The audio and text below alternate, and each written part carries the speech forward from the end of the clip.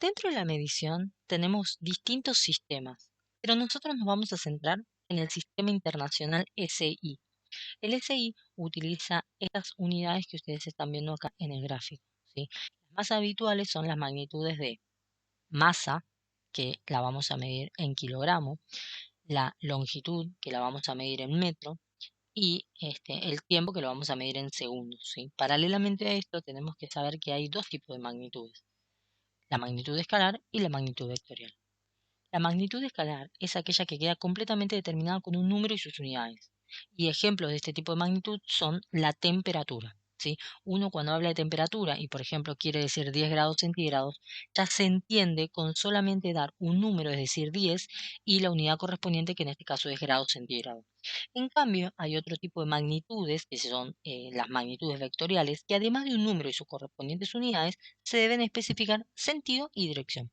Y un ejemplo de este tipo de magnitud es la velocidad, ¿sí? Por ejemplo, cuando nosotros hablamos de un vehículo que está avanzando a cierta velocidad, debemos especificar el sentido, es decir, hacia dónde se está desplazando el vehículo y en qué dirección lo hace.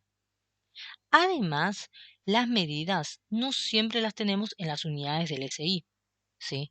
Entonces, para ese caso vamos a necesitar hacer un pasaje de unidades. Para el pasaje de unidades podemos utilizar o regla de tres simple o una tabla. Vamos a ver entonces cómo es que se emplea esta regla de tres simple. Supongamos que tenemos una medida de 2 kilómetros y lo queremos pasar a la unidad del SI, que es la unidad del metro. ¿Cómo lo hacemos? Lo primero que nos vamos a plantear es una equivalencia entre las dos unidades con las que estamos trabajando. En este caso vamos a trabajar con kilómetro y con metro. Entonces, un kilómetro es equivalente a 1000 metros, ¿sí? Y consecuentemente nos preguntamos, bueno, ¿y los 2 kilómetros a cuántos metros van a equivaler? La regla de tres simple se multiplica de manera cruzada y se divide de manera horizontal. De modo que acá nos queda 2 kilómetros por 1000 metros dividido 1 kilómetro, que es lo que ustedes están viendo acá. Fíjense que las unidades de kilómetros se simplifican, nos sobrevive la unidad de metro y después tengo que hacer 2 por 1000 dividido 1 y eso nos queda 2000 unidad de metro, ¿sí? Siempre es importante acordarse la primera equivalencia entre las dos unidades con las que uno va a trabajar. Y para eso tenemos que tener en cuenta los múltiplos y los submúltiplos del SI. Por ejemplo, en este caso teníamos kilómetro, en donde kilo es un prefijo que significa 10 a la 3, es decir, 10 a la 3 vendría a ser 1000. Entonces, por eso decimos que un kilómetro equivale a 1000 metros, ¿sí? La otra forma de hacer este pasaje de unidades es la tabla. ¿Cómo nos armamos esta tabla? En este caso vamos a utilizar la longitud, ¿sí? Entonces, en el medio ponemos la unidad del metro y hacia la derecha vamos a llenar con decímetro, centímetro y milímetro en ese orden. Hacia la izquierda, decámetro, hectómetro y kilómetro.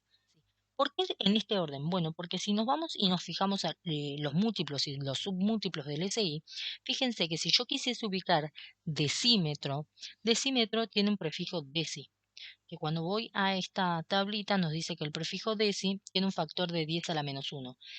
10 a la menos 1 en nuestra tabla significa que está un casillero a la derecha, ¿sí? El menos indica derecha. Entonces, me paro en metro y voy un casillero hacia la derecha y está decímetro, ¿sí? Bien, por ejemplo, quiero ubicar centímetro, voy al prefijo centi y me aparece un factor de 10 a la menos 2, es decir, estoy dos lugares hacia la derecha del metro en este caso, ¿sí? Y así con el resto de los valores. Después, ¿qué es lo que tengo que hacer? Una vez que yo ya tengo la tabla, primero escribo la unidad de la que yo estoy partiendo, ¿sí? El valor con su unidad correspondiente. Nosotros partimos de 2 kilómetros, ¿sí? Es decir, vamos a ubicar el 2 y la coma la vamos a escribir en el lugar del kilómetro porque de esa manera leo 2 kilómetros.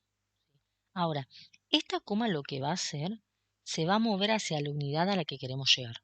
Nosotros queremos pasar a unidad de metro, entonces esta coma la vamos a correr a unidad de metro, de modo que, si ven, la coma nos queda acá, y los espacios que estaban vacíos los llenamos con ceros. Y después leemos el número que nos queda, y en este caso nos queda 2000 metros, ¿sí? Es decir que tanto por regla de tres simple como por tabla, llegamos al mismo resultado. Algo más que tenemos que saber son ciertas equivalencias, ¿sí? Que nos van a ayudar a plantearnos o la regla de tres simple o a plantearnos otros pasajes de unidades, ¿sí? Empecemos con el tiempo. Para el tiempo hay que saber que un día tiene 24 horas, que una hora tiene 60 minutos y que un minuto tiene 60 segundos. Para el volumen tenemos que saber que un metro cúbico equivale a 1000 litros, que un decímetro cúbico equivale a un litro y que un centímetro cúbico equivale a un mililitro. Y en la presión tenemos la siguiente equivalencia. Una atmósfera equivale a 760 milímetros de mercurio y que a su vez equivale a 101.325 pascales y a su vez equivale a 1,01325 bar. ¿Sí? Además, para que tengamos presente, 100.000 pascales equivalen a un bar y un bar a su vez equivale a 1.000.000 de varias.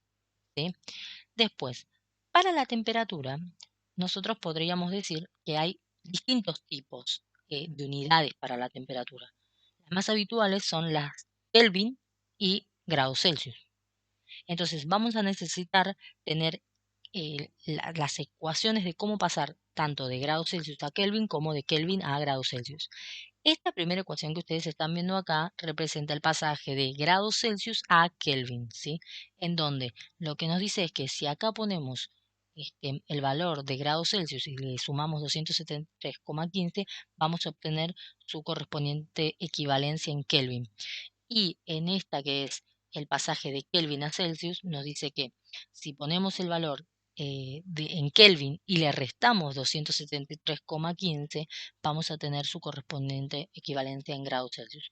Por ejemplo, si nos están diciendo que tenemos 10 grados Celsius y quieren que pasemos a unidad de Kelvin, entonces vamos a utilizar esta fórmula y donde dice grados Celsius, acá en la fórmula, vamos a poner 10, ¿sí?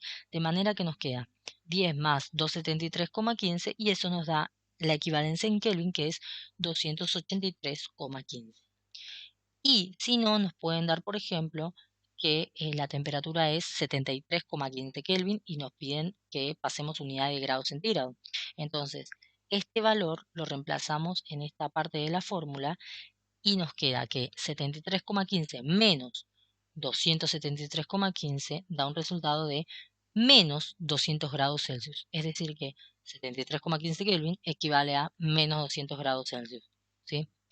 Y por último, también vamos a repasar un poco de geometría, en donde acá, bueno, tenemos un gráfico, ¿sí? Esta tablita que nos muestra para las distintas formas geométricas cómo es que se calcula su perímetro y su área. ¿Sí? Por ejemplo, empecemos con la del triángulo.